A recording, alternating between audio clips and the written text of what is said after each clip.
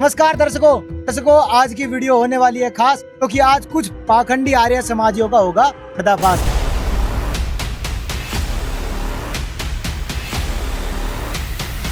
दर्शकों, घरोंडा करनाल में जहां पर महेंद्र आर्य द्वारा एक आर्य समाज की जिला स्तरीय मीटिंग रखी गई और वहां से एक वीडियो प्रकाशित की गई सोशल मीडिया पर, और उस वीडियो में कुछ पाखंडी आर्य समाजियों द्वारा संत रामपाल जी महाराज जी पर बेबुनियाद आरोप लगाए गए। आज हमारे साथ संत रामपाल जी महाराज जी के एक शिष्य सचिन दास है। आज हम इनसे पूछेंगे जो उन्होंने आरोप लगाए हैं उन आरोपों में कितनी सच्चाई है और कितनी झूठ। उन्होंने सबसे पहले ये कहा है कि संत रामपाल जी महाराज एक सजाए याफ्ता संत है और उन्होंने संत रामपाल जी महाराज जी पर ऐसे एलिगेशन लगाए। महेंद्र आर्य द्वारा और उनकी कमेटी द्वारा कहा गया है कि संत रामपाल जी महाराज पर रेप के आरोप है। संत रामपाल जी महाराज जी तो वेश्यावृत्ति में धसे हुए हैं। ऐसे न जाने कितने आरोप लगाए हैं, एक बार उनकी वीडियो देखिए। सभी जानते हैं कि संत रामपाल एक सजा याफ्ता मुजरिम है और जमानत पे आया हुआ है। बलात्कार का केस उसके ऊपर है। ऐसे घिनौने कार्य उसने किए हैं, लेकिन खुद आदमी जो वेश्यावृत्ति में फंसा हुआ हो। सचिन जी, इस पर आपका क्या कहना है? भाई महेंद्र आर्य और उनकी कमेटी जो है वो बिल्कुल गिरे हुए आदमी है। ये एक ऐसे संत पर आरोप लगा रहे हैं जो निर्विकार हैं। उनके ऊपर ये कह रहे सजा याफ्ता है। पहले तो आपको बता दूं, संत रामपाल जी महाराज जी को किसी भी केस में आज तक सजा नहीं हो रखी। जितने केस में बाइज्जत बरी किया गया है उनकी जानकारी भी इनके पास है, तो ये बताएंगे नहीं आपको क्यों? इन्होंने जो वीडियो डाला उसमें कोई सबूत नहीं दिखाया, सिर्फ बोल रहा है। हाँ, तो मुंह से कोई कुछ भी बोल देता है। ये तो गोबर खाने वाले आदमी लग रहे हैं मेरे को, कि बुद्धि से काम ही नहीं ले रहे। कह रहे संत रामपाल जी महाराज जी पर बलात्कार का आरोप है और वैश्यावृत्ति का आरोप है। तो भाई वैश्यावृत्ति क्या चीज होती है तो तुम्हारी दिखाऊंगा सत्यार्थ प्रकाश में थोड़ी देर में कि तुम्हारे घरों में क्या चलता है। और बलात्कार के आरोप की बात कर रहे हैं। संत रामपाल जी महाराज जी पर दुराचार का कोई भी आरोप आज तक लगा ही नहीं है। ये मीडिया ने पहले झूठ फैलाया था बहुत साल पहले, और कई साल पहले वो माफी मांग के नाक रगड़ चुके हैं सारे मीडिया वाले। मैं आपको क्लिप्स दे रहा हूँ, ये सारे फोटोज दे रहा हूँ मीडिया वालों के, माफी नामे के ये लगाओ। और इनको भी मांगनी पड़ेगी, इन निकम्मों को भी माफी मांगनी पड़ेगी संत रामपाल जी महाराज जी से। आज नहीं तो कल मांगेंगे ये। दूसरा साहिल जी, मैं आपको एक वीडियो दे रहा हूँ, ये लगा दो। इसमें संत रामपाल जी महाराज जी के जो केसेस हैं उनकी डिटेल्स क्या है एक बार वो लगा दीजिए। झूठ का एक एक पर्दाफाश होगा। फिर भी वीडियो में आगे बढ़ने से पहले आपको यह जानकारी देना जरूरी है कि संत रामपाल जी महाराज पर लगे मुकदमों की वर्तमान स्थिति क्या है। मुकदमा नंबर 1 FIR संख्या 132/2006। छुड़ानी के कुछ महंतों ने संत रामपाल जी महाराज और उनके अनुयायियों के खिलाफ लड़ाई झगड़े का झूठा मुकदमा दर्ज करवाया। 16 साल बाद संत रामपाल जी महाराज और उनके अनुयायी माननीय न्यायालय द्वारा बाइज्जत बरी कर दिए गए। मुकदमा नंबर 2 FIR संख्या 198/2006। संत रामपाल जी महाराज और उनके अनुयायियों पर हत्या का झूठा आरोप लगाया गया। 16 साल बाद 20 दिसंबर 2022 को माननीय एडिशनल डिस्ट्रिक्ट एंड सेशन जज श्री राकेश सिंह ने सभी को बाइज्जत बरी कर दिया। मुकदमा नंबर 3 FIR संख्या 446/2006 है। जमीन की धोखाधड़ी का झूठा आरोप संत रामपाल जी महाराज पर लगाया गया। 12 साल बाद 1 मई 2018 को चीफ जुडिशियल मजिस्ट्रेट ने संत रामपाल जी महाराज और उनके सभी अनुयायियों को बाइज्जत बरी कर दिया। मुकदमा नंबर 4 FIR संख्या 201/2011। इस मामले में संत रामपाल जी महाराज द्वारा लिखी पुस्तक ज्ञान गंगा पर सवाल उठाए गए और आरोप लगाया गया कि इससे धार्मिक भावनाएं आहत हुई हैं। लेकिन 20 जुलाई 2017 को माननीय मध्य प्रदेश हाई कोर्ट ने संत रामपाल जी महाराज और उनके अनुयायियों को बाइज्जत बरी कर दिया। मुकदमा नंबर 5 FIR संख्या 1/2013। बंगा सिटी पंजाब में भक्तों द्वारा पुस्तक प्रचार के लिए दर्ज इस मुकदमे में 31 अक्टूबर 2017 को माननीय न्यायालय ने सभी को बाइज्जत बरी कर दिया। मुकदमा नंबर 6 FIR संख्या 4/2013। पुस्तक प्रचार के लिए संत रामपाल जी महाराज और उनके अनुयायियों पर धार्मिक भावनाएं आहत करने का आरोप लगाया गया था। 4 मार्च 2022 को माननीय न्यायालय ने संत रामपाल जी महाराज को डिस्चार्ज कर दिया। मुकदमा नंबर 7 FIR संख्या 427/2014। संत रामपाल जी महाराज और उनके अनुयायियों पर संगत को बंधक बनाने का आरोप लगाया गया। 29 अगस्त 2017 को माननीय न्यायालय ने सभी को बाइज्जत बरी कर दिया। मुकदमा नंबर 8 FIR संख्या 426/2014। आरोप लगाया गया कि संत रामपाल जी महाराज और उनके अनुयायियों ने पब्लिक सर्वेंट को उसकी ड्यूटी परफॉर्म करने से रोका। पुलिस इस केस को साबित नहीं कर पाई और 29 अगस्त 2017 को माननीय न्यायालय ने सभी को बाइज्जत बरी कर दिया। मुकदमा नंबर 9 FIR संख्या 201/2016। यह झूठा मुकदमा SI जय सिंह की शिकायत पर दर्ज किया गया, जिसमें संत रामपाल जी महाराज और उनके अनुयायियों पर बालक गांव में बुक और पंफलेट बांटने का आरोप था। हिसार कोर्ट ने सभी को डिस्चार्ज कर दिया। मुकदमा नंबर 10 FIR संख्या 443/2014। इस मामले में भी संत रामपाल जी महाराज और उनके अनुयायी माननीय न्यायालय द्वारा बाइज्जत बरी किए गए। मुकदमा नंबर 11। डिस्पेंसरी वाले केस में भी संत रामपाल जी महाराज और उनके अनुयायियों को माननीय न्यायालय ने बाइज्जत बरी कर दिया। मुकदमा नंबर 12। छिंदवाड़ा बुक सेवा केस में भी संत रामपाल जी महाराज के अनुयायियों को माननीय न्यायालय ने बाइज्जत बरी कर दिया। मुकदमा नंबर 13। FIR संख्या 428/2014। यह मुकदमा अभी कोर्ट में विचाराधीन है। मुकदमा नंबर 14 और 15। FIR संख्या 429/2014 और FIR संख्या 430/2014। इन मामलों में अपील माननीय हाई कोर्ट चंडीगढ़ में पेंडिंग है। दर्शकों, अब तक संत रामपाल जी महाराज पर डायरेक्ट और इनडायरेक्ट लगभग 15 झूठे मुकदमे लगाए गए हैं। इनमें से 12 मुकदमों में संत रामपाल जी महाराज बाइज्जत बरी हो चुके हैं। देखा साहिल जी, आपने सारी डिटेल्स केस की। संत रामपाल जी महाराज जी को कोई सजा नहीं मिली हुई, तो सजा याफ्ता कहना तो इनकी बेवकूफी है। उन पे 2-3 केसेस के सिर्फ ट्रायल चल रहे हैं, बाकी केस सारे बाइज्जत बरी हो चुके हैं। आपने सबूत के साथ देख लिया, तो अब ये कहां मुंह छुपाएंगे? दर्शकों, आपने देखा प्रूफ के साथ सचिन जी ने हमें ये सारे केसों की डिटेल दिखाई है। और ये कुछ फर्जी आर्य समाजी, ये महेंद्र जैसे आर्य समाजी और इनकी कमेटी के ये लोग संत रामपाल जी महाराज जी पर बिना सबूतों के आरोप लगा रहे हैं। तो निर्णय आपके सामने बिल्कुल स्पष्ट है। सचिन जी ने आपको सबूतों के साथ दिखाया है कि संत रामपाल जी महाराज जी पर कोई भी दुराचार यानी दुष्कर्म का कोई भी केस नहीं लगा है। ये सिर्फ इनकी मुंह बोली बात है, जिनका इनके पास कोई सबूत नहीं है। अब आप देख ही रहे हो कि संत रामपाल जी महाराज जी के 15 करोड़ से ऊपर शिष्य हैं और संत रामपाल जी महाराज जी के आश्रमों में नेता, राजनेता, किसान, मजदूर, हर वर्ग के लोगों की भीड़ लगी हुई है। डेली संत रामपाल जी महाराज जी को सम्मानित करने बुजुर्ग लोग, युवा पीढ़ी, एक से एक अध्यक्ष संत रामपाल जी महाराज जी से आशीर्वाद लेने के लिए आते हैं। और दर्शकों, संत रामपाल जी महाराज जी के पास भीड़ को आते देख इनका कहना है कि संत रामपाल जी महाराज जी के पास तो भूखे नंगे लोग जाते हैं, अज्ञानी लोग जाते हैं, ज्ञान लेने के लिए हमारे पास नहीं आते। सबसे ज्यादा जहाँ आदमी को रोटी कपड़ा मिल जाए ना भूख के कारण, वहाँ सबसे ज्यादा जल्दी जाएगा आदमी। जहाँ ज्ञान की बातें मिलती हो वहाँ नहीं जाएगा। इस पर सचिन जी आपका क्या कहना है? मेरे को तो हंसी आ रही है इनकी जलन देख के। ये ईर्ष्या की आग में इतने जले हुए हैं। देखो, संत रामपाल जी महाराज जी ने एक नारा दिया है। ऐसे आपको बता दूं कि तत्वदर्शी संत रामपाल जी महाराज जी के रूप में सन 1997 से पूर्ण परमात्मा जो वेदों में बताए गए हैं कबीर देव, वही आए हुए हैं, वो लीला कर रहे हैं। उनका एक नारा है, रोटी कपड़ा शिक्षा चिकित्सा और मकान हर गरीब को दे रहा कबीर भगवान। तो वो कबीर भगवान, वो संत रामपाल जी महाराज आज हर एक तबके को सुविधा प्रदान कर रहे हैं, जिसको भी नीड है। ये तो लाखों लोगों के सामने है। गरीबों को हजारों घर बना के दिए जा चुके हैं। जिनके पास कपड़े नहीं है उनको कपड़े दिए जा रहे हैं। जिनको रोटी उपलब्ध नहीं है उनको महीने का राशन दिया जा रहा है, सिलेंडर दिया जा रहा है। जिनके बच्चे शिक्षा से वंचित रह जाते थे उनको शिक्षा दिलवाई जा रही है। बीमारों को फ्री में इलाज करवाया जा रहा है। ये संत रामपाल जी भगवान, वो कबीर भगवान कर रहे हैं। तो ये लोग ईर्ष्या की आग में क्यों जल रहे हैं? इनको भी अच्छे लगते हैं ये काम। दिक्कत कहाँ आती है? जब मन ऊपर आ जाता है। आत्मा जानती है कि ये काम बहुत अच्छे हैं और ये भगवान के बिना कोई कर नहीं सकता। आर्य समाज ने कितने घर बना के दे दिए बता दियो, हजारों गरीबों के। ये उस दिन संत रामपाल जी महाराज जी से कंपेयर करे जब ये 10% भी उसका करके दिखा दे। ये तो मुंह बोली कुछ भी बातें करते हैं। भूखमरी हमारे देश में सबसे ज्यादा है। संत रामपाल जी महाराज जी ने रोटी कपड़ा शिक्षा चिकित्सा और मकान उन सबको उपलब्ध करवाने की मुहिम चला दी है। लाखों लोगों तक मुहिम पहुंच चुकी है। तो इनको तो खुश होना चाहिए था कि संत रामपाल जी महाराज भूख को मिटा रहे हैं, हमारे देश को प्रगति में लेके जा रहे हैं। तो इनको दिक्कत कहाँ आई है? इनको अपने धंधे की दिक्कत आई है।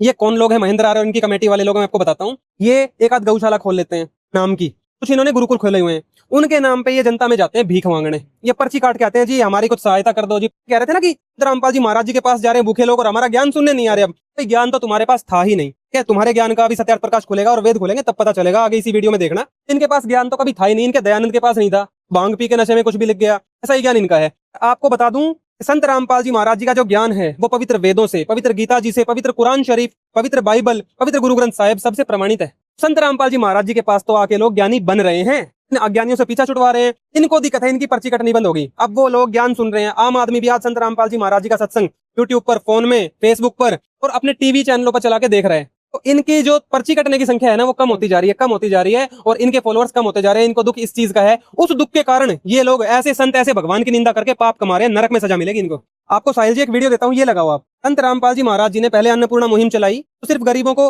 राशन देने से शुरू की। उसके बाद घर बनाने शुरू किए। फिर उन्होंने देखा कि पूरे उत्तर भारत में हरियाणा समेत बाढ़ आ रखी है। उस बाढ़ से संत रामपाल जी महाराज जी ने रक्षा की। कई प्रमोटर मुंह मांगे दिए पर फिर भी पानी निकला उनकी शक्ति से। ये वीडियो लगाना यहाँ पे। संत रामपाल जी महाराज जी ने अपनी शक्ति से पानी निकाला है, वो जो उनके गांव का निकल गया 15 दिन के अंदर। साइंस की कैलकुलेशन तो 1 साल में जा रही थी, 1 साल में निकलना था पानी उन पाइप और मोटरों से। ये संत रामपाल जी भगवान की महिमा है। ये भी लगाओ आप, देखिए ये वीडियो। कि वह संत वैज्ञानिक तरीके से अपने कार्य करेगा, तो यह भी प्रत्यक्ष हुआ कि संत रामपाल जी महाराज ने वैज्ञानिक तकनीकी मोटर पाइप को माध्यम बनाया और सर्व कार्य कर दिया, क्योंकि परमेश्वर की शक्ति के बिना मोटर पाइपों से पानी निकलना संभव नहीं था। इसका आप एक उदाहरण से समझिए।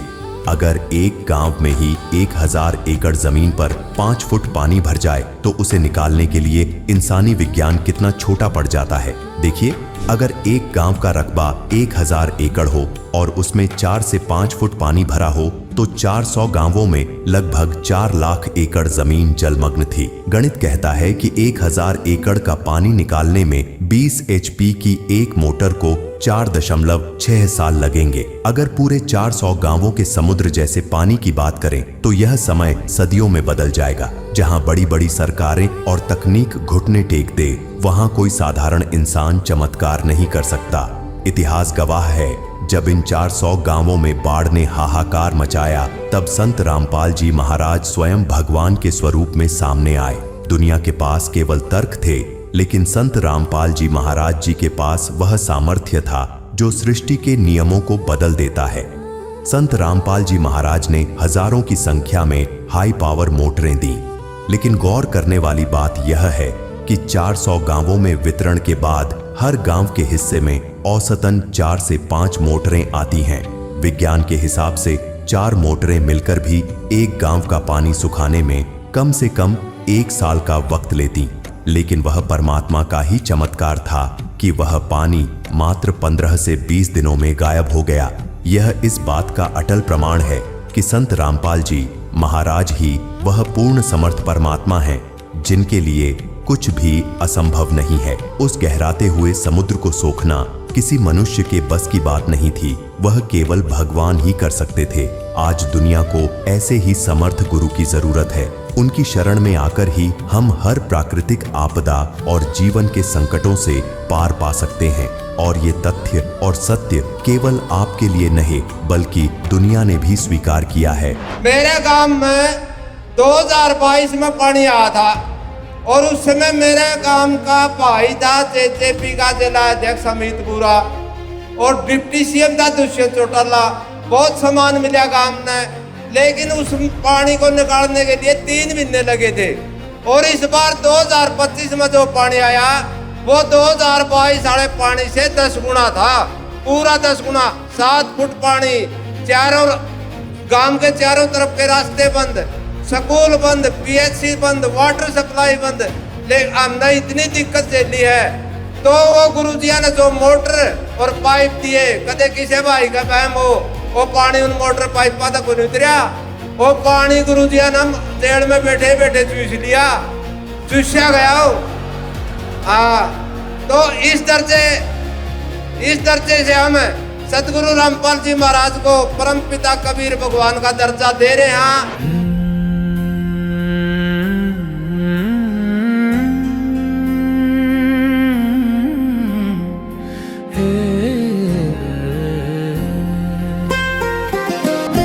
इस महिमा को देखते हुए ये देखो, गांव के लोग कह रहे हैं संत रामपाल जी महाराज जी को एक तरफ ही हमने भगवान मान लिया, इनको पर्ची का खतरा हो गया। भाई ये पर्ची वाला झंझट छोड़ के अपने भी मोक्ष के लिए, अपने आत्म कल्याण के लिए तुम भी संत रामपाल जी महाराज जी का सत्संग सुनना शुरू कर दो। तो महेंद्र आर्य उनकी कमेटी से मैं ये प्रार्थना करता हूँ। दर्शकों, हमने ये भी देखा है कि अब संत रामपाल जी महाराज जी के पास बहुत से आर्य भाई भी आने लग रहे हैं। संत रामपाल जी महाराज जी के कार्य और उनको ज्ञान को देखते हुए संत रामपाल जी महाराज जी के आश्रमों में दिन पर दिन भीड़ बढ़ती जा रही है। और इन जैसे फर्जी पाखंडी आर्य, महेंद्र आर्य जैसे पाखंडी लोगों के पास कोई नहीं जा रहा है। और इनकी पर्ची ना कटने के कारण ईर्ष्यावश आपने देखा ये लोग ऐसी बयानबाजी कर रहे हैं। साहिल जी एक बात और ऐड करना चाहेंगे।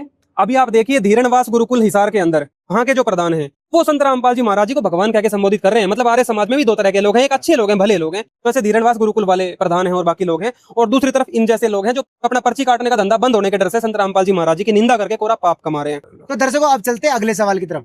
इस महेंद्र आर्य द्वारा और इसकी कमेटी के द्वारा एक और झूठा आरोप लगाया गया है कि संत रामपाल जी महाराज जी तो श्री राम जी, श्री कृष्ण जी और महर्षि दयानंद जी को नशेड़ी बोलते हैं। और इनका कहना है कि वो कबीर साहिब जी का भी विरोध करते हैं। तो इसमें कितनी सच्चाई है सचिन जी?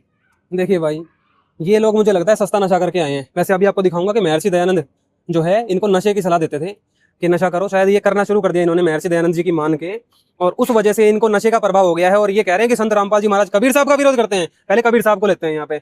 भाई संत रामपाल जी महाराज तो खुद एक कबीरपंथी संत हैं और वो कहते हैं कबीर जी को तो हम इष्ट देव के रूप में मानते हैं। तो ये कैसी आरोप लगा रहे हैं, मतलब नशे में ये बात बोल रहे हैं। दूसरी बात आती है राम और कृष्ण जी की। साहिल जी, संत रामपाल जी महाराज हमें सभी देवी देवताओं के मंत्र देते हैं, उनकी साधना देते हैं, वो किसी का भी विरोध नहीं करते हैं। ठीक है, आपको सबसे पहले दिखाते हैं किस प्रकार के मंत्र हमें मिले हुए हैं। देखो, ये है संत रामपाल जी महाराज ऐप, ये मेरे फोन में है, कोई भी डाल के इसको चेक कर सकता है अपने फोन में, फ्री में उपलब्ध है सबके लिए। ये ऐप खोलने के बाद आप देखिए, इसमें ये काउंटर दिया हुआ है, यहाँ पे देखो। इस काउंटर के अंदर आप देखोगे गुरु जी के, भगवान के, ब्रह्मा जी, सावित्री जी, श्री गणेश जी, विष्णु जी, लक्ष्मी जी। अब विष्णु जी के ही अवतार राम और कृष्ण जी भी हैं, ठीक है। ये देवी दुर्गा जी, और देवी दुर्गा के अवतार ही सारी देवियां हैं, शिव जी, पार्वती जी और पूर्ण परमात्मा कबीर देव। इन सब के मंत्र हम रोज जाप करते हैं। तो संत रामपाल जी महाराज जी ने कौन से देव का विरोध कर दिया बताइए? अगर विरोध करते तो इनके जाप क्यों देते? असली वो जो भक्ति साधना शास्त्रों में लिखी हुई है वो संत रामपाल जी महाराज देते हैं। हम मंदिरों में घंटी बजाने के लिए मना करते हैं क्योंकि वो शास्त्र विरुद्ध है। तो सचिन जी ये बात तो ठीक है कि भाई मंत्र देते हैं, चलो वो तो बात ठीक है, लेकिन उनका ये कहना है कि आप लोग ये कहते हो कि राम जी मांस खाते हैं, उन्होंने सीता को दारू पिलाई, आप ये कहते हो कृष्ण जी तो 4 सम्राट थे, इस पर आपका क्या कहना है? देखिए, ये हमने कब कहा है? ये सबूत पेश करें जरा। हमने ये बिल्कुल भी नहीं बोला। हाँ, हमने रामायण पढ़ के देखी, रामायण में ये तथ्य लिखा हुआ है। अगर रामायण झूठी है तो ये बंद करवा दे, ये आर्य समाजी बंद करवा के दिखा दे। ये महेंद्र आर्य और इनकी कमेटी जो है नकली आर्य समाजी, ये बंद करवा के दिखा दे ना रामायण को। वाल्मीकि रामायण के अंदर लिखा हुआ है वो दिखाते हैं आपको, और कृष्ण जी के बारे में भागवत पुराण में लिखा हुआ है, गीत गोविंद में लिखा हुआ है, ब्रह्मवैवर्त पुराण में लिखा हुआ है। अब है क्या कि ये लोग भ्रमित हो जाते हैं कि संत रामपाल जी महाराज एक तरफ तो देवी देवताओं के मंत्र दे रहे हैं, दूसरी तरफ इन्हीं की सच्चाई शास्त्रों से खोल के दिखा रहे हैं जो इनके अंदर विकार हैं। तो भाई देवताओं में विकार होते हैं, ये तो संत रामपाल जी महाराज बताते हैं। पूर्ण परमात्मा जो कबीर देव है वो निर्विकार है, उनकी हमें प्राप्ति करनी है, देवताओं की हमें प्राप्ति नहीं करनी। जैसे अगर बिजली मंत्री पर कोई बड़ा केस लग जाए, मान लो रेप का आरोप लग गया बिजली मंत्री पे या मर्डर का आरोप लग गया, तो आप बिजली यूज करना बंद थोड़ी ना कर दोगे, बिजली का बिल भी दोगे और उसको यूज भी करोगे। ऐसे ही इन देवी देवताओं से जो हमें सुविधा मिलती है उसके लिए मंत्र जाप करने पड़ते हैं, वो संत रामपाल जी महाराज करवाते हैं। दूसरी तरफ वो ये भी सच्चाई दिखाते हैं कि ये देवी देवता भी विकारों से युक्त हैं, इनकी भक्ति से मोक्ष नहीं होता, ये सारे खुद भी जन्म मरण में हैं और ये विकारों से युक्त हैं। तो वो सच्चाई दिखाते हैं कि पूर्ण परमात्मा की भक्ति करनी है, उसकी प्राप्ति करनी है, देवी देवताओं का आदर करना है, मंत्र करने हैं, पर इनकी सच्चाई की भी जानकारी हमें रखनी है। मंत्री प्रधानमंत्री वाली पावर नहीं रखता, प्रधानमंत्री जो काम कर देगा, मतलब पूर्ण परमात्मा कबीर देव जो आपको मोक्ष दे सकते हैं वैसा और अन्य कोई भी देव आपको मोक्ष नहीं दे सकता, आपको सुख नहीं दे सकता उस लेवल तक।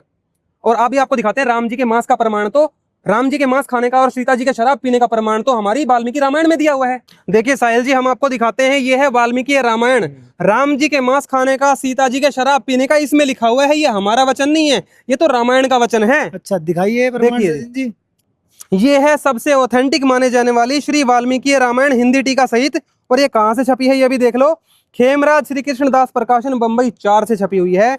इसमें आपको एक प्रकरण दिखाएंगे जिसमें सीता जी और राम जी के मांस खाने का और शराब पीने का प्रकरण दिया हुआ है। ये देखिए, ये देखिए उत्तरकांड सर्ग नंबर 42, उत्तरकांड इसमें आ जाइए, उत्तरकांड सर्ग नंबर 42 और श्लोक नंबर हम पढ़ेंगे 17 से आगे। ये देखो, श्री रामचंद्र जी बैठे, सीता जी को बाएं हाथ से ग्रहण कर पवित्र व मेरे मधु काकुत्स्थ श्री रामचंद्र जी ने पिलाया। मेरे मधु बहुत खतरनाक शराब होती है जो श्री रामचंद्र जी ने पिलाई सीता जी को। आगे देखिए, जैसे शची को इंद्र जी पिलाते हैं, शची को इंद्र, देवराज इंद्र भी पिलाते हैं ऐसी शराब। और भांति भांति के मांस, देखो भांति भांति के मांस और विविध भांतियों के मीठे मीठे फल श्री रामचंद्र जी के व्यवहारार्थ सेवक लोग अतिशीघ्र लेकर आए। राम जी के और सीता जी के खाने के लिए शराब और मांस विविध प्रकार के वहां पे लाए गए थे। अब आपको दिखाते हैं ये मेरे मधु क्या वस्तु होती है। कई लोग कहेंगे कि मेरे मधु जो है, ये देखो लिखा हुआ ना मेरे मधु, यहाँ भी लिखा है देखो मधु मेरे एकम, के मधु मेरे एकम तो कोई अन्य वस्तु है, शराब नहीं होती, उनके लिए दिखा देते हैं। अब आपको दिखाते हैं मेरे एकम मधु, जो शराब श्री रामचंद्र जी ने सीता माता को पिलाई वो क्या वस्तु है। देखिए, श्रीमद् भागवत महापुराण द्वितीय खंड है, गीता प्रेस गोरखपुर का, इसमें आपको प्रमाण दिखाएंगे मेरे एकम मधु, जो शराब श्री रामचंद्र जी ने सीता माता को पिलाई वो कितनी खतरनाक थी। ये देखिए, ये 898 पेज है इसका, अध्याय नंबर 30 है। इसमें देखिए मेरे एकम मधु, ये वही शराब है जिसको पीने के बाद यादवों का नाश हो गया था। 56 करोड़ यादव कट के मर गए थे। वे उस मेरेक नामक मदिरा का पान करने लगे जिसके नशे से बुद्धि भ्रष्ट हो जाती है। वह पीने में तो अवश्य मीठी लगती है परंतु परिणाम में सर्वनाश करने वाली है। ऐसी शराब पिलाई श्री रामचंद्र जी ने सीता जी को। अब आपको दिखाते हैं श्री कृष्ण जी का प्रमाण जो कि इन ग्रंथों में दिया हुआ है। ये वो बुक है जिसको प्रेमानंद जी अप्रूव करते हैं कि ये बुक पढ़ने से कृष्ण जी प्रकट हो जाते हैं, इसका पाठ करना चाहिए। देख लीजिए प्रेमानंद जी की वीडियो। अब आपको दिखाते हैं कि संत रामपाल जी महाराज ने कृष्ण जी को कुछ नहीं कहा। ये तो वो बुक है जिसको प्रेमानंद जी महाराज और बाकी कथावाचक कहते हैं कि कृष्ण जी को खुश करने के लिए, उनको प्रकट करने के लिए गीत गोविंद पढ़नी चाहिए। आप ये देख लो, अगर गीत गोविंद है जयदेव की, और ये कहाँ से छपी है, प्रभात प्रकाशन से छपी हुई है। इसमें पेज नंबर 43 पे देखो कृष्ण जी किस प्रकार अपनी मामी राधा के साथ सेक्स करते थे, वो सारी कहानियां इसमें लिखी हुई है, हर एक पेज पे लिखी हुई है। ये देखो थोड़ी सी आपको दिखाते हैं। राधा अपनी सखी से कहती है, जब मेरा श्री कृष्ण से प्रथम बार समागम हुआ, सेक्स हुआ, तो मैं कोमल और मधुर भाषणी होती हुई भी लज्जा के कारण, शर्म के कारण उनके मोहक आलापों का उत्तर न दे सकी। इस पर मोहक चेष्टाओं को करने वाले उन श्री कृष्ण ने मेरे रूप, सौंदर्य और गुणों की प्रशंसा करने हेतु बड़ी चातुरी से मेरे जांघों से मेरी साड़ी को खींचकर उतार दिया, मुझे नंगा कर दिया। राधा बता रही है उनकी मामी जी अपने भांजे कृष्ण के बारे में। ये देखो, मेरी साड़ी को उतारने के उपरांत श्री कृष्ण ने धरती पर कोमल कोमल और नवीन पत्तों की शैया बनाई और मुझे उस पर लिटा दिया। और आगे देखो क्या क्या हुआ, ये देख लो भाई, शॉर्ट में दिखाएंगे। बिल्कुल काम कथा भरी पड़ी है कृष्ण जी की। तो प्रिय सखी, रति जनित शर्म से, मतलब सेक्स करने के बाद जब हम थक गए, उत्पन्न आलस्य से जब मेरी आंखें मूंद गई और पसीनों की बूंदों से मेरा सारा शरीर भीग गया, तो उस समय रोमांचित होने से फड़कते गालों वाले तथा कामदेव के मद से विह्वल श्री कृष्ण ने मेरे साथ जिस प्रकार बलपूर्वक रति भोग किया, कह रहे बलपूर्वक मेरे साथ सेक्स किया दोबारा, मतलब थके हुए के साथ, उससे मैं आनंद विभोर हो गई। ये देखो राधा उनकी मामी और कृष्ण जी भांजे, इनकी कथाएं तो इसमें लिखी हुई है। इनको बंद करवाओ ना अगर आपको इतनी बुरी लगती हैं तो। हाँ, इसमें तो संत रामपाल जी महाराज जी ने अपनी तरफ से कुछ कहा ही नहीं है, ये तो प्रेमानंद जी बताते हैं पढ़ने के लिए डेली। बिल्कुल, मैं वही आपको कह रहा था कि संत रामपाल जी महाराज जी ने अपनी तरफ से कुछ नहीं बताया। जो राम और कृष्ण जी के विकार इनके ग्रंथों में लिखे हुए हैं, उन्हीं को तो उजागर किया है, और वो भी इसलिए कि आप पूर्ण परमात्मा को पहचानो। वो कबीर देव है, निर्विकार है, जिनकी प्राप्ति करनी है। इनकी प्राप्ति से आपकी मुक्ति नहीं हो सकती, आपके अंदर सद्गुण प्रवेश नहीं कर सकते, ये संत रामपाल जी महाराज जी ने बताया है ना। और राम और कृष्ण जी का हम देवता के रूप में पूरा आदर करते हैं। जैसे बिजली मंत्री के ऊपर कितना भी बड़ा केस लग जाए, हम बिजली को यूज करना बंद नहीं कर सकते, ऐसे ही हम विष्णु जी के मंत्र रोज जाप करते हैं, और अंतिम दिन तक जब तक हम जिएंगे इस धरती पे इनके मंत्र जाप करेंगे, क्योंकि इनकी ड्यूटी है हमें अपने कर्मों का फल देना, यही हमें यथावत फल भी देंगे, इनकी ड्यूटी है। तो दर्शकों, आपने देखा ना, तो संत रामपाल जी महाराज और ना ही उनके शिष्य अपनी तरफ से इन देवताओं का कोई भी अपमान नहीं करते। जो सनातन धर्म के ऑथेंटिक ग्रंथ है, उन ग्रंथों से ही ये प्रमाण दिखाते हैं कि ये तो देवता थे और इनके ऐसे चरित्र थे, और इनके पीछे इन पाखंडी प्रेमानंद जैसे लोगों ने लाखों श्रद्धालुओं का जीवन नष्ट कर दिया। अब दर्शकों, इस बात को लेकर ये उल्टा संत रामपाल जी महाराज जी पर लालछन लगा रहे हैं, और इनके पास कोई भी सबूत नहीं है। सचिन जी ने आपको दिखा दिया है। अब बात आती है, चलो रामकृष्ण जी के बारे में तो चलो स्पष्ट हो गया। अब बात आती है महर्षि दयानंद जी को नशेड़ी और भंगेड़ी कहने का। इनका कहना है कि महर्षि दयानंद जी को तो संत रामपाल जी महाराज जी के से नशेड़ी और भंगेड़ी कहते हैं। तो इस बात पर क्या स्पष्टीकरण है? भाई नशेड़ी को तो नशेड़ी कहेंगे, हैं? जो आदमी नशा करेगा उसको क्या कहेंगे? नशेड़ी कहेंगे। आपको कैसे पता कि वो नशेड़ी? अरे भाई मेरे को क्या पता, ये दिव्यानंद नाम का इनका ही स्वामी है, आर्य समाजियों का। ये जींद में कहीं बैठता है, ये गुरुकुल में सेवारत है। ये बताएगा दिव्यानंद के महर्षि दयानंद चिलम पीता था। सुनो इसकी। हाँ, कुछ दिन पहले उसकी वीडियो भी आई थी। कुछ समय के लिए स्वामी दयानंद जी नशेड़ियों के संपर्क में आ गए और उन्होंने उनको चिलम पिला दी। ठीक है, तो दर्शकों, ये तो खुद को आर्य समाजी कहने वाले तो खुद कह रहे हैं कि वो गंजेड़ी थे। तो आर्य समाजियों का आपस में अब लड़ना चाहिए। एक कह रहा है कि वो चिलम पीते थे, दूसरा कह रहा नहीं पीते थे। इनके आपस में विचार नहीं मिलते। नहीं मिलते भाई। अब दिखाते हैं आपको इनके महर्षि जी के जीवन चरित्र में कि कितना नशा करते थे ये देखो। ये देखो महर्षि दयानंद कितने बड़े नशेड़ी थे, ये खुद बताएंगे। महर्षि दयानंद सरस्वती का जीवन चरित्र है, और ये कहाँ से छपा है ये देख लो। ये आर्ष साहित्य प्रचार ट्रस्ट आर्य समाजियों का छपा हुआ है। इसमें पेज नंबर 50 पे पहुंचो आप। यहाँ देखो क्या बताया है। कह रहे हैं 1856 की बात हो रही है। मैंने 10 दिन वहां व्यतीत किए थे मंदिर में। वहां मैंने चावल खाने बिल्कुल छोड़ दिए और केवल दूध पर अपना निर्वाह करके दिन रात योग विद्या के पढ़ने और उसके अभ्यास में संलग्न रहा। दुर्भाग्य से इस स्थान पर मुझे एक बड़ा व्यसन लग गया, बहुत बड़ी बीमारी लगी नशे की। क्या हुआ? अर्थात मुझको भंग सेवन करने का अभ्यास पड़ गया और प्राय उसके प्रभाव से मैं मूर्छित हो जाया करता था। दयानंद इतने बड़े नशेड़ी थे कि बेहोश हो जाते थे नशा करते करते। ठीक है, और देखो 494 पे अपने इन चेलों को, ये महेंद्र आर्य और जो कमेटी वाले हैं ना, ये भी इनकी महर्षि दयानंद की मान के नशा करके आए हैं लगता है। देखो कैसे सलाह देते थे। ये 1879 की बात है।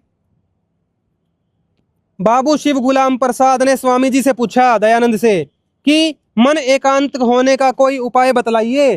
स्वामी जी ने कहा कि तुम 2 तोला भांग पी लिया करो। ये देख 2 तोला भांग पीनी है, 20 ग्राम कम से कम। मतलब खुद तो पीना शिष्यों को भी जला देना। इनके चेलों को भी पीनी है, फिर ध्यान खूब जमेगा। वह सुनकर बहुत चकित हुआ, वो भी हैरान हो गया। भाई इतनी भांग पीनी पड़ेगी ध्यान लगाने के लिए? तो दर्शकों आपने देखा 1879 तक तो ये भांग पीने की सलाह दे रहे हैं और इनकी मृत्यु हुई थी 1883 में। मतलब कि मरने से 4 साल पहले भी ये अपने शिष्यों को तो भांग पीने की सलाह दे रहे हैं। तो इन्होंने कहाँ से नशा छोड़ा होगा? अब आपने इन्हीं की ग्रंथ से देखा कि ये भांग पिया करते थे।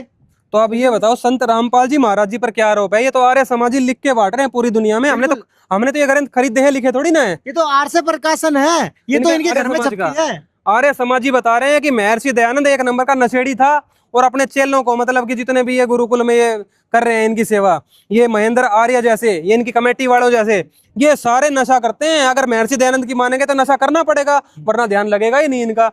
तो ये तो इनका खुद का वचन है सारा। तो दर्शकों आपने देखा संत रामपाल जी महाराज जी के शिष्यों ने कभी अपनी तरफ से किसी को नशेड़ी और भंगेड़ी ने कहा। ये तो इनके आर्य सहित इनके घर में छपने वाली पुस्तक में ही, इनके जीवन चरित्र में ये स्पष्ट होता है कि ये भांग भी पीते थे, उल्लास भी सूंघते थे और हुक्का भी पिया करते थे। ये तो खुद बता रहे हैं कि महर्षि दयानंद जी नशेड़ी थे। इनमें तो संत रामपाल जी महाराज जी के शिष्यों ने तो सिर्फ पढ़कर बताया है। और दर्शकों महेंद्र आर्य और इनकी कमेटी का कहना है कि भगत सिंह, सुखदेव और राजगुरु जैसे स्वतंत्रता सेनानियों ने इस भंगेड़ी दयानंद से प्रेरणा लेकर देश को आजादी दिलाई। तो सचिन जी इस पर क्या कहना है आपका? भाई ये तो अपने मुंह मियाँ मिट्ठू बनने वाली बात होगी। एक बात बताओ, 1857 की क्रांति में तो इनका जो दयानंद था वो जीता था, वो इनका बाप। हाँ बिल्कुल। वो जो दयानंद था वो इतना बड़ा भगोड़ा, इतना बड़ा कायर था कि 3 साल जब तक क्रांति चली थी, वो लगभग 2 साल, और 3 साल तक ये ऐसा अंडरग्राउंड हो गया, भांग के नशे में पड़ा रहा, यमुना किनारे कहीं जंगल में अंदर घुस गया था। सचिन जी आप कैसे कह रहे हो कि 3 साल भाग गया था? संत रामपाल जी महाराज जी ने 20 साल पहले ही खुलासा कर दिया था। ये वीडियो लगा दो यहाँ पे, देखो जी ये वीडियो। सन 1857 के स्वतंत्रता संग्राम में महर्षि दयानंद का कोई योगदान नहीं था। इनके अनुयायियों ने इसकी फोकट महिमा बना रखी थी। ये सन 1857 से लेकर सन 1860 तक तो इसका पता नहीं कहाँ रहा, युग गायब था, छुप गया डर के, नर्मदा तट पर जाकर कति सांस गोट गया। और बात करें ये स्वतंत्रता संग्राम में बड़ा योगदान था, ये तो भाग गया छुप के, दिखाते प्रमाण। इन्हीं के चेलों की लिखी पुस्तकों में प्रमाण अभी दिखाता हूँ। देखो महर्षि दयानंद का सन 1857 के स्वतंत्रता संग्राम में कोई योगदान नहीं था, यो डर के छुप गया था। इन्हीं के अनुयायियों के द्वारा लिखी पुस्तकों में आपको प्रमाण करते हैं। देखिए प्रमाण दिखाते हैं।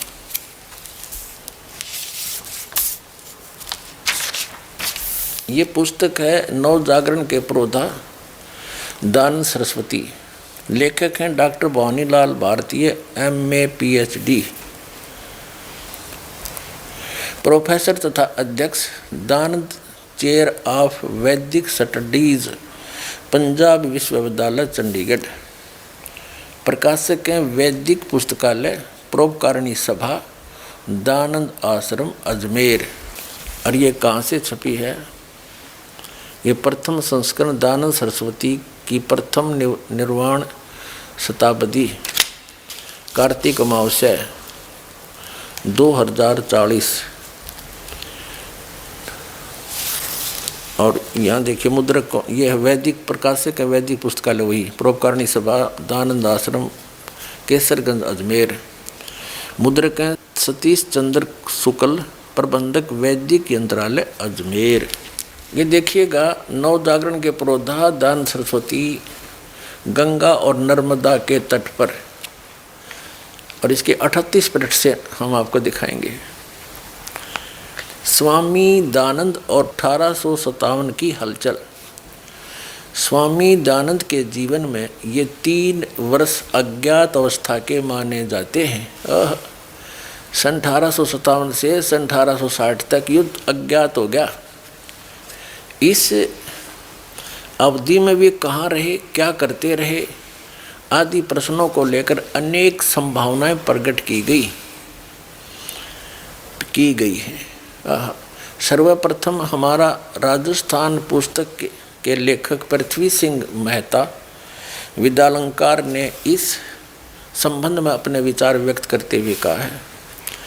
मार्च 1857 तक यह प्राय गंगा के साथ साथ गंगोत्री और बद्रीनाथ से बनारस तक गढ़वाल, रुहेलखंड, दोआब, काशी प्रदेश में घूमता रहा, जहाँ तक क्रांति की तैयारियां जनता में भीतर ही भीतर जोरों से की जा रही थी।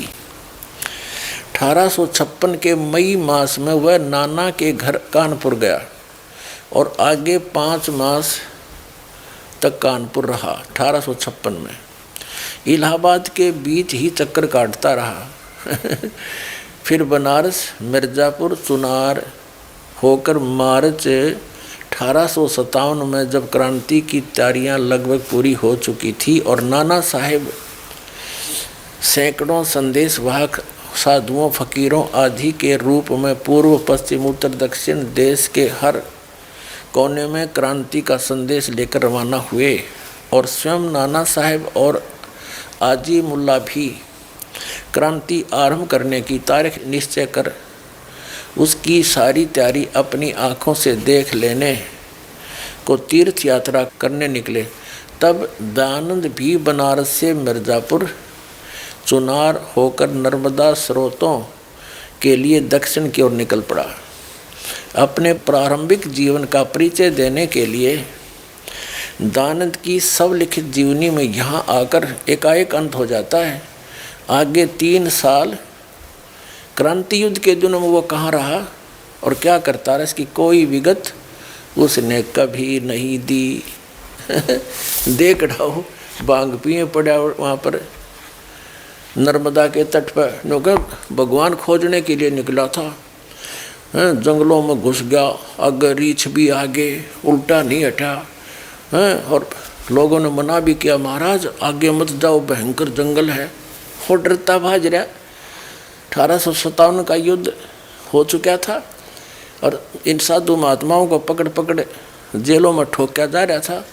यूँ भाज गया, अंदर छुप गया 3 साल तक, इसका पता नहीं कहाँ भांग पिए पड़ा रहा। हर बात करेंगे स्वतंत्रता संग्राम में इसका बड़ा कुछ योगदान था, इस जैसा कायर नहीं था। आपके समक्ष है, उन्हीं की लिखी हुई पुस्तक दास दिखा रहा है।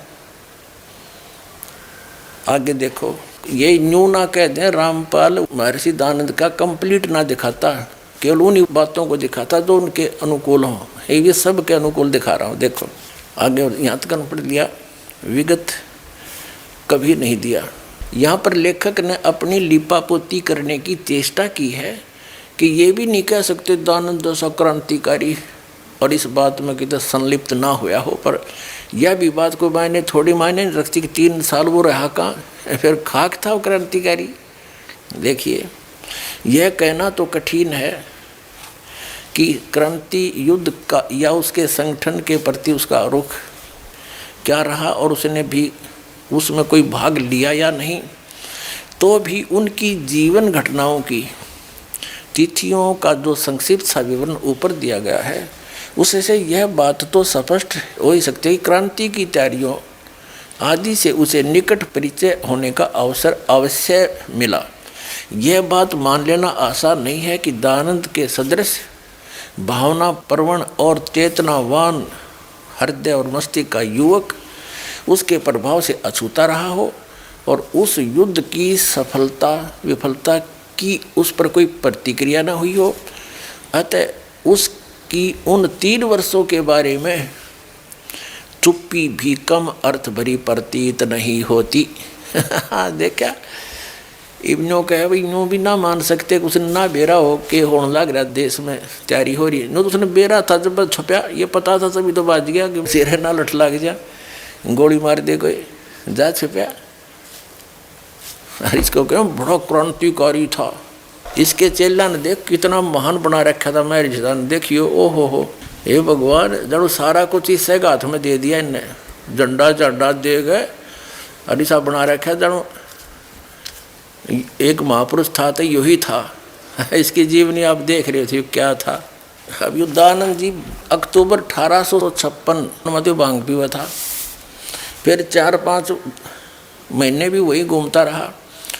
मार्च के बाद तो दिखाई नहीं दिया 1857 मार्च के बाद, और जून 1857 में वो क्रांति यानी क्रांति आई थी, स्वतंत्रता संग्राम शुरू हुआ था। और 3 साल जमाकती न्यो हलियाना भी कितना जिक्र भी नहीं रहा। जब आया महर्षि जी निकल गए बाहर, लग गया प्रचार करने, यो प्रचार कर गया फिर वो। वाह महर्षि श्रीमद दयानंद प्रकाश, लेखक है स्वामी सत्यानंद, प्रकाशक है सार्वदेशी कार्य प्रतिनिधि सभा 3/5 महर्षि दयानंद भवन, रामलीला मैदान, नई दिल्ली। और ये कहाँ से छपी है देखिएगा, ये वही प्रकाशक है, 2002 में या छपी है, सन 2002 में। मुद्रक है Prince offsets, Pataudi house, Daryaganj, नई दिल्ली से। अब देखना, अब 36 पृष्ठ, छठे सर्ग का छठा सर्ग, श्रीमद दयानंद प्रकाश, चैत्र 1914 में, यानी मार्च 1857 में, वहाँ से आगे चलकर स्वामी जी महाराज ने नर्मदा नदी का स्रोत देखने की लालसा से यात्रा आरंभ कर दी। उन्हें पता लग गया कि लठ बाजन वाला है स्वतंत्रता संग्राम का, खिसक गया नर्मदा को तटों पर। और आगे देखो ही नहीं के कर कमलों से है। यहाँ देखना, ये 42 पृष्ठ पर श्रीमद दयानंद प्रकाश 7वां सर्ग और 42 पृष्ठ पे इन्होंने जो 13वां गुरु बनाया वो है विरजानंद। एक स्पष्ट वक्ता, निष्कपट स्वभाव और सरल वृत्ति साधु थे। वे ज्ञान ध्यान में निमग्न रहने वाले अभ्यासी और उत्तम कोटि के दंडी स्वामी थे। ये शंकराचार्यों वाली ही परंपरा से संबंधित थे। और यो दयानंद भी दंडी स्वामी था, इस विरजानंद का चेला था। आगे देखो, इसी 42 पृष्ठ पर पढ़ रहे हम। दंडी जी की आयु उस समय 81 वर्ष की थी, विरजानंद की। अच्छा, संवत 1914 की भारी सैनिक हलचल प्राय शांत हो गई थी। तो अब यतर ततर ही उसकी सुलगती हुई चिंगारियाँ दिखाई देती थी। और युग डर को भाज गया। फिर इसने सोची तो बार गार मरिया। अब देखो क्या बताते हैं, कब चमका फिर यू आके कार्तिक सुदी 2 1917 में स्वामी जी स्वामी दयानंद सरस्वती मथुरा में प्रविष्ट हुए। आए शेर निकल गए 1917 में। संवत 1914 के गायब संवत 1917 में आए, यानी सन 1860 में। इन्हें सोचा कति शांति हो लड़ते जब लकड़ूंगा बाहर नर्मदा के जंगलों में थे। वहाँ के खोज के लाया, भगवान बांध रखा था किसी ने वहाँ पर जंगलों में। फिर वेदों ने क्यों सिर पर धरे फिरे, जब ऐसे धक्के खानते भगवान मिलना था, जैसे महर्षि दयानंद ने खाए। 13 ज्ञानी गुरु करे और 13वां विरजानंद नेत्रहीन था। ये दंडी स्वामी था, विष्णु का उपासक था। ये हम 42 पृष्ठ पर पढ़ रहे हैं, वही श्रीमद दयानंद प्रकाश 7वां सर्ग आ गया भी, वो छठा सर्ग था पहले। अब कार्तिक सुदी 2 संवत 1917, यानी सन 1860 में।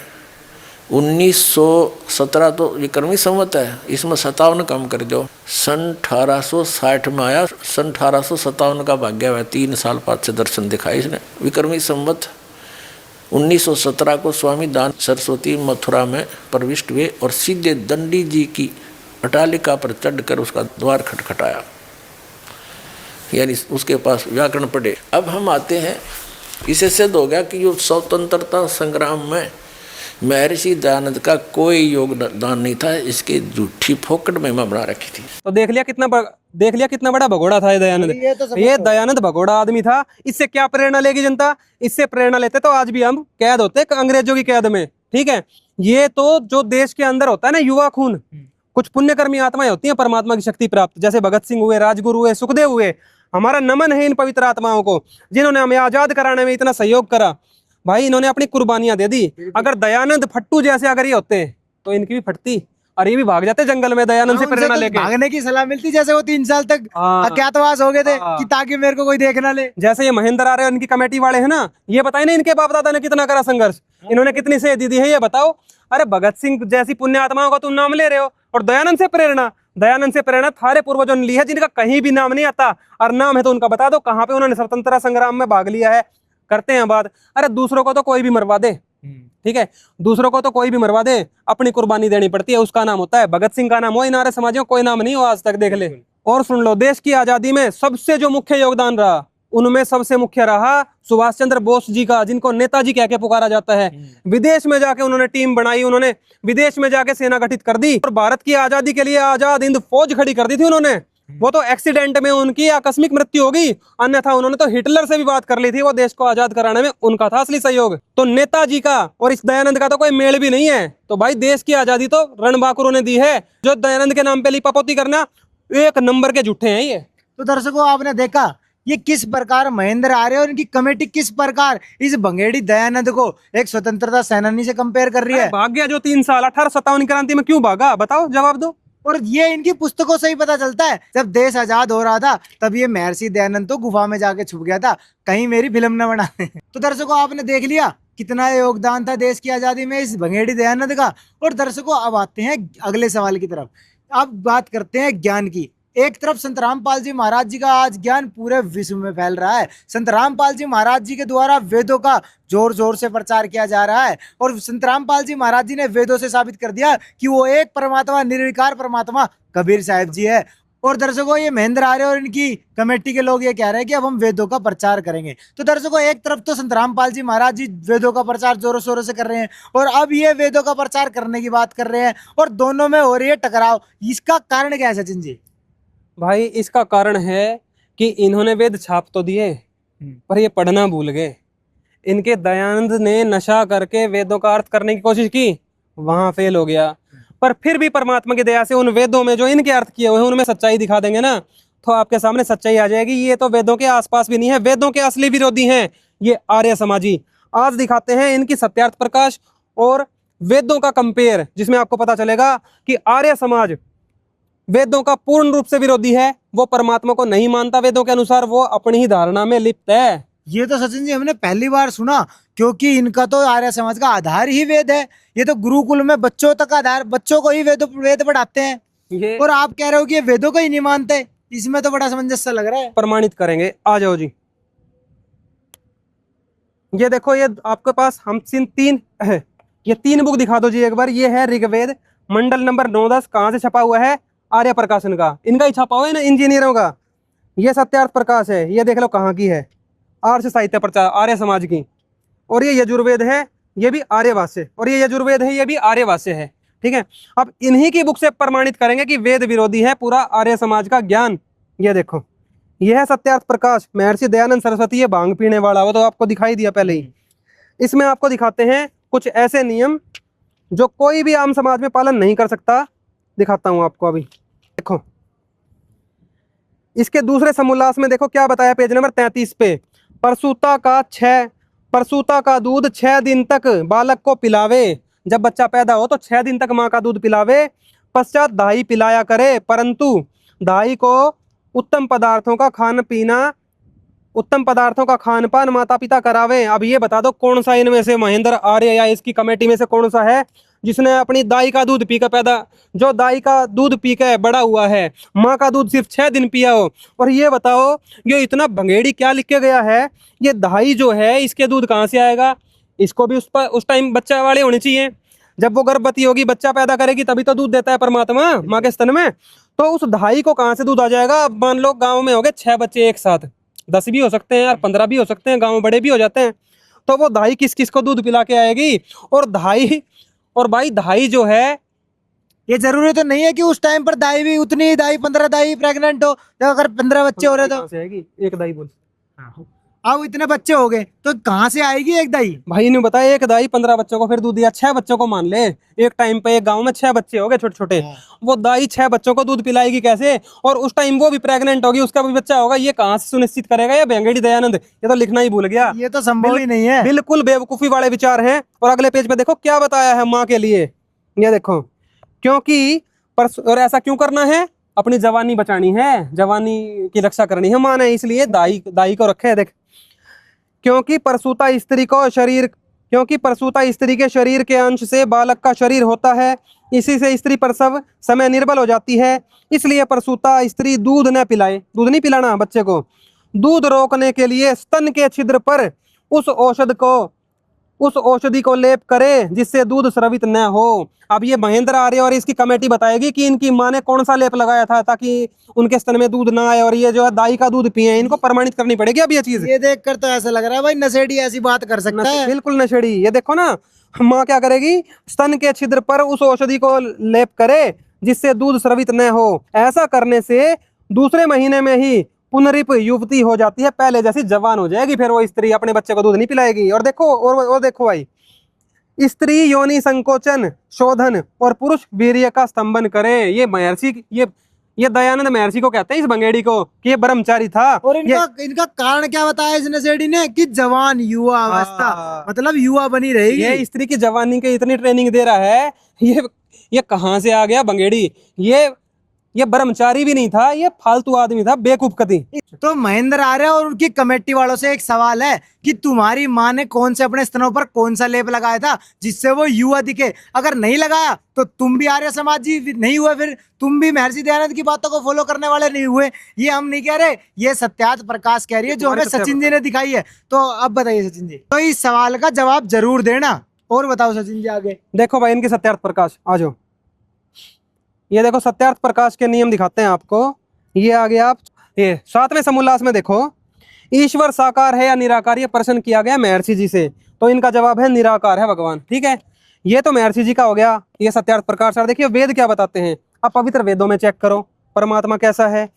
अब देखो ऋग्वेद मंडल नंबर 9-10, इसमें देखो ऋग्वेद मंडल नंबर 9 सूक्त 82 मंत्र 1, संत रामपाल जी महाराज जी ने दिखाया परमात्मा तो साकार है और बंगेड़ी दयानंद का परमात्मा निराकार है। ये देखो वेदों का परमात्मा मानोगे, बंगेड़ी दयानंद का मानोगे? वेदों का मानेंगे। ये देखो, जो सर्वोत्पादक प्रभु, सबको बनाने वाला भगवान, प्रकाश स्वरूप, सद्गुणों की वृष्टि करने वाला है, वह पापों के हरण करने वाला है। ये भी देख लो, आगे दिखाऊंगा आपको। महर्षि दयानंद कहता है परमात्मा पाप नाश नहीं कर सकता और वेद कह रहे हैं परमात्मा पापों का हरण कर लेता है। और देखो परमात्मा साकार है, वेद बताते हैं वह राजेव, राजा के, अगले पेज पे देखो, समान दर्शनीय है। परमात्मा राजा के समान दर्शनीय है, यानी कि जो दर्शन दे सकता है वो दिखेगा। बिल्कुल सिंहासन पे बैठे हैं परमात्मा, पूरी सृष्टि के राजा हैं वो कबीर देव। और महर्षि दयानंद कहता है परमात्मा निराकार है। इससे आपको पता चल जाएगा ये भांग के नशे में कुछ भी लिख गए, ये वेद विरोधी हैं। बिल्कुल सही बात है, ये तो दिख रहा है। इस सत्यानाश प्रकाश में तो लिखा है कि परमात्मा निराकार है और वेद कह रहे हैं साकार है। ये तो सीधा खड़ा एक्सीडेंट है इन दोनों का। परमात्मा साकार है वेदों में और इन आर्य समाजियों को परमात्मा निराकार है, मतलब ये वेद विरोधी हैं। अगला पॉइंट दिखाएंगे अब आपको। ये देखो उसी 7वें समोल्लास में सत्यार्थ प्रकाश में क्या पूछा, आगे देखो यहाँ पे, क्या स्तुति आदि करने से ईश्वर अपना नियम छोड़ स्तुति प्रार्थना करने वाले का पाप छुड़ा देगा? महर्षि जी कह रहे हैं नहीं, परमात्मा पाप नहीं छुड़वा सकता, वो नाश नहीं कर सकता। और वेदों में देखो क्या बताया है, ये देखो वही पवित्र ऋग्वेद मंडल नंबर 10 में दिखाते हैं आपको कि परमात्मा क्या करता है। ये देखो परमात्मा तो घोर से घोर पाप नष्ट कर देता है। ये देखो ऋग्वेद मंडल नंबर 9-10, और इनका यही इन अंग्रेजों का छापा हुआ। इसमें देखो ऋग्वेद मंडल नंबर 10 सूक्त 161 मंत्र नंबर 2, यदि रोगी नष्ट जीवन शक्ति वाला हो गया है अथवा यदि वह सीमा से परे चला गया है, यदि वह मृत्यु के समीप पहुंच गया है, तो भी उस रोगी को मैं विषकटप्रद रोग के पंजे से छुड़ा लाता हूं और 100 शरद ऋतुओं तक जीने के योग्य बना देता हूं। ये वेद विरोधी हैं। आर्य समाजी इस बात को बिल्कुल नहीं मानते ये कि परमात्मा भगत को कोई भी लाभ दे सकता है। और अगला प्रमाण दिखाते हैं आपको यजुर्वेद से। ये देखिए पवित्र यजुर्वेद, ये भी इनका ही छापा हुआ है। इसमें देखो एक श्लोक में ही, यजुर्वेद अध्याय नंबर 8 मंत्र नंबर 13, इसमें 6 बार बताया है परमात्मा पाप नाश करता है। ये देखो, हे सबके उपकार करने वाले मित्र अर्थात परमात्मा, आप दान देने वाले के अपराध के मतलब पाप के विनाश करने वाले हो, साधारण मनुष्यों के किए हुए पाप के विनाश करने वाले हो, पिता के किए हुए पाप के विनाश करने वाले हो, अपने किए हुए पाप के विनाश करने वाले हो, अधर्म के घोर पाप के नाश करने वाले हो। ये देख लो, ठीक है।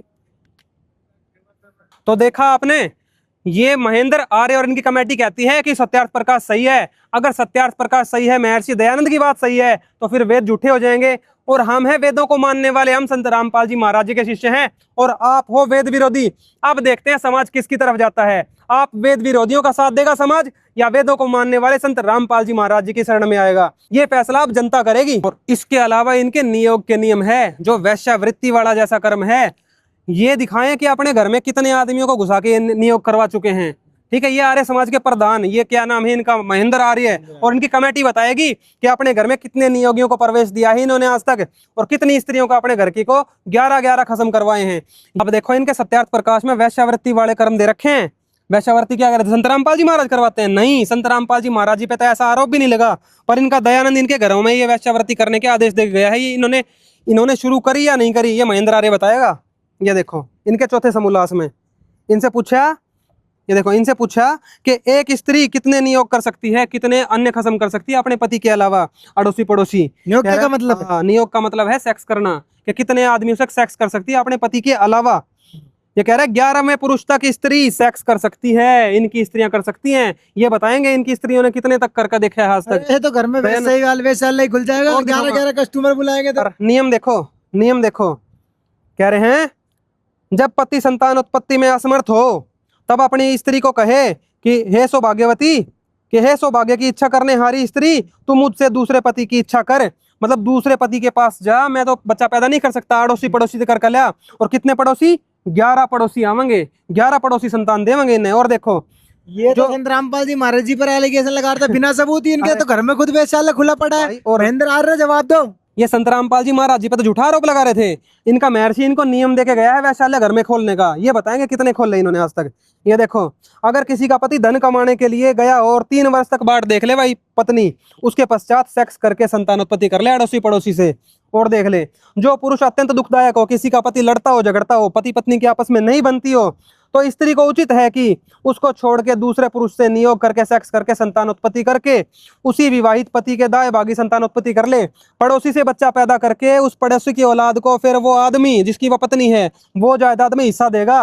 अब ये महेंद्र आर्य और इनके कमेटी वाले बताएंगे इनके घर में कितने नियम लागू हुए आज तक। तो सत्यार्थ प्रकाश में वैश्यावृत्ति का स्पष्ट निर्देश है इन महेंद्र आर्य और इनके कमेटी वालों को। ये बताएंगे कि कितने इन्होंने आर्य समाजी भाइयों के घरों में ये नियम लागू करके वैश्यावृत्ति चालू करवाई। और संत रामपाल जी महाराज जी तो निर्विकार परमात्मा हैं, वो पूर्ण परमात्मा हैं। तो दर्शकों आपने देखा, जो महेंद्र आर्य और इनकी कमेटी के द्वारा संत रामपाल जी महाराज जी पर झूठे एलिगेशन लगाए गए थे, उनका इनके पास कोई भी सबूत नहीं था। इन्होंने सिर्फ जो मुंह में आया वो बक दिया। हमारे साथ संत रामपाल जी महाराज जी के शिष्य सचिन दास जी थे। इन्होंने साफ कर दिखाया कि सत्यार्थ प्रकाश और वेदों का तो खड़ा एक्सीडेंट है। अमृत है अमृत, जो संत रामपाल जी महाराज जी ने भी स्वीकार किया है। और ये सत्यार्थ प्रकाश गोबर है, गोबर, जिसे तुम कब तक ढोते फिरोगे। तुम्हें साबित करना है कि इस सत्यार्थ प्रकाश के नियम तुम्हारे घर में लागू हुए कि नहीं हुए। अब जनता ऐसी ऐसी बात पढ़ेगी इस सत्यार्थ प्रकाश में कि अगर किसी पत्नी का पति लड़ता हो झगड़ता हो तो 11 पुरुषों से जाकर सेक्स कर ले। अगर किसी का पति बच्चा उत्पन्न करने में समर्थ नहीं है तो पड़ोसी के साथ जाकर बच्चा पैदा कर ले और इसकी छाती में लाके मार दे अपने पति के कि ले ये तू पाल और ये तेरी संपत्ति का दाई भागी होगा। अब जनता खुद निर्णय कर लेगी। इसमें लोगों के सामने स्पष्ट आ गया है कि ये सत्यार्थ प्रकाश है। सत्यार्थ प्रकाश और आर्य समाज के महर्षि दयानंद का जो ज्ञान है वो वेद विरोधी है भाई, पक्का। और दर्शकों ये तो आपने स्पष्ट ही देख लिया है कि स्पष्ट वेद विरोधी है। वेद कहते हैं कि वो परमात्मा साकार राजा के समान है और ये सत्यार्थ प्रकाश कहते हैं कि वो तो निराकार है। अब ये सत्यार्थ प्रकाश कहते हैं कि परमात्मा पाप नाश नहीं कर सकता, जो कष्ट है वो तो भोगने पड़ेंगे। ऐसा कहना है इस महर्षि दयानंद बघेड़ी का। लेकिन हमारे पवित्र सनातन धर्म के पवित्र वेद ये गवाही देते हैं कि वो परमात्मा अपने साधक के घोर से घोर पाप काट कर 100 वर्ष की आयु दे सकता है। साहिल जी, SA ट्रू स्टोरी नाम का YouTube चैनल है। संत रामपाल जी महाराज जी के लाखों भक्तों के रोग भी निवारण हुए हैं और भी उनको बहुत सुख मिले हैं परमात्मा की तरफ से, वो भी इसमें आप दिखाना। तो इन पाखंडी महेंद्र आर्य और इनकी कमेटी वालों से सवाल करना चाहेंगे, आप ये बताओ, आप ये एलिगेशन लगा रहे थे संत रामपाल जी महाराज वेश्यावृत्ति में धसे हुए हैं, इसका आपका कोई सबूत नहीं। अब आप ये बताओ कि आपने अपने परिवार में ये वैश्यालय खोला क्या नहीं, जो महर्षि दयानंद ने आदेश दिया था। महर्षि दयानंद का कहना है अगर किसी का पति लड़ता हो झगड़ता हो वो अन्य पुरुष के पास जाकर संतान उत्पत्ति कर ले। आपने, आपके माता पिता ने संतान उत्पत्ति करी, अगर आपने नहीं करी तो आप खुद आर्य समाज को फॉलो नहीं करते, अगर की है तो सबूत दिखाओ। तो दर्शकों आज आपने देखा, तो दर्शकों आपने देखे सभी सवालों के जवाब संत रामपाल जी महाराज जी के शिष्य सचिन दास जी ने बिल्कुल स्पष्ट कर दिए। अब जनता को फैसला करना है कि इनकी बात माननी है या इनके जूते मारने हैं, या इस सत्यार्थ प्रकाश यानी कि सत्यानाश प्रकाश को अब कूड़े में फेंकने का समय आ गया है। और इन फर्जी पाखंडी आर्य समाजी इस बात का जरूर जवाब दे। और दर्शकों आप सभी से इतना निवेदन करना चाहेंगे, अगर आप वेदों की वास्तविकता जानना चाहते हैं और वेदों के अनुसार उस पूर्ण परमात्मा की सच्ची भक्ति करना चाहते हैं तो यूट्यूब पर सर्च करना संत रामपाल जी महाराज सत साहिब।